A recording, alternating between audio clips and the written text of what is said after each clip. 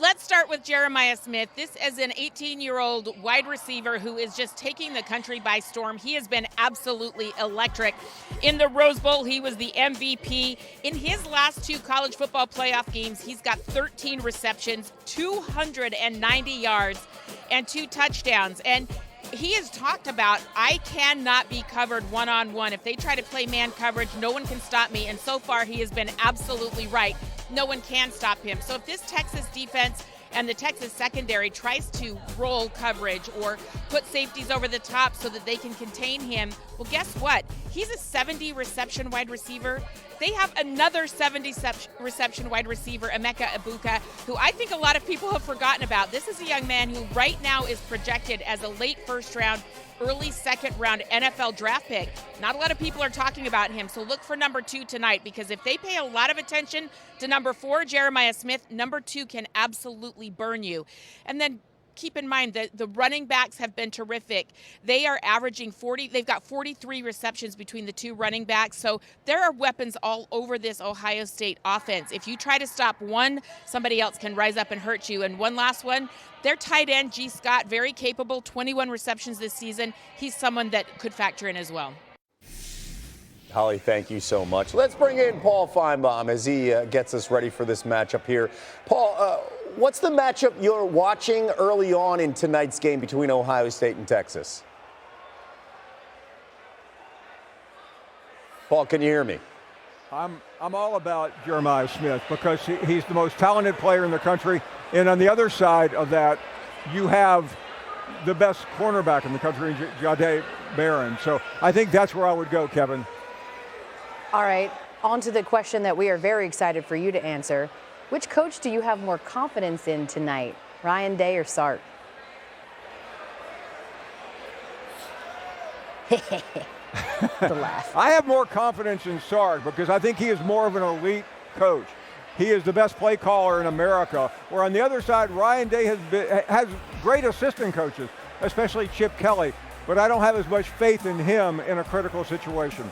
All right, so this game's in Texas, and Longhorn fans are not shy. They're showing out, but Ohio State travels really, really well. When we talk about Texas and Sark, how much pressure is on him representing the SEC to take down Ohio State tonight?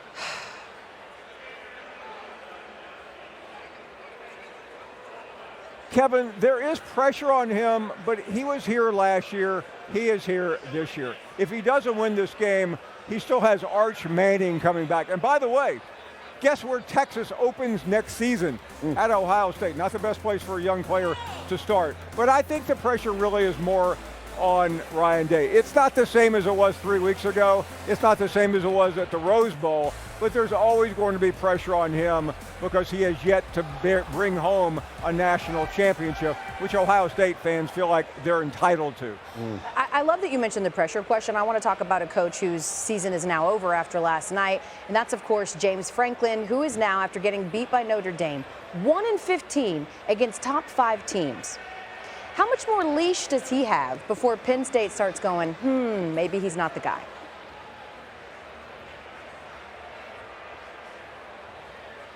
Now, that's the kind of question I would have asked. But to me, I don't think he is in any danger of losing his job. He's really done a good job. But the problem for James Franklin, and last night exacerbated it, that statistic, that graphic that we show all the time is wrapped around him, and he can't get rid of it. And he had the best chance last night to undo it.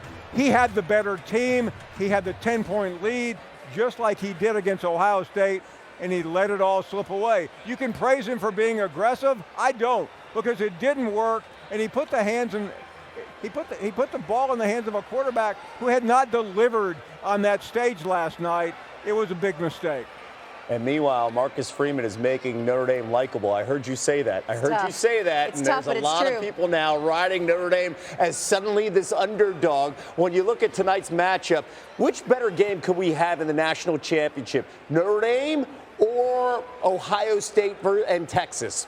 Let me reframe that. Notre Dame versus Ohio State or Notre Dame versus Texas?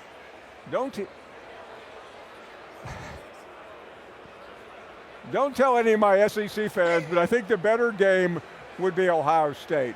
They're all great programs, but still, I like the fact that Marcus Freeman would be competing against the place that he played and gained his name. I think Ohio State is also the most talented team in the country. Stop me, guys, if you've heard that a few thousand times this week. Yeah. And I just think it's a better matchup. He's got the most dynamic offense in the country against perhaps the most elite defense.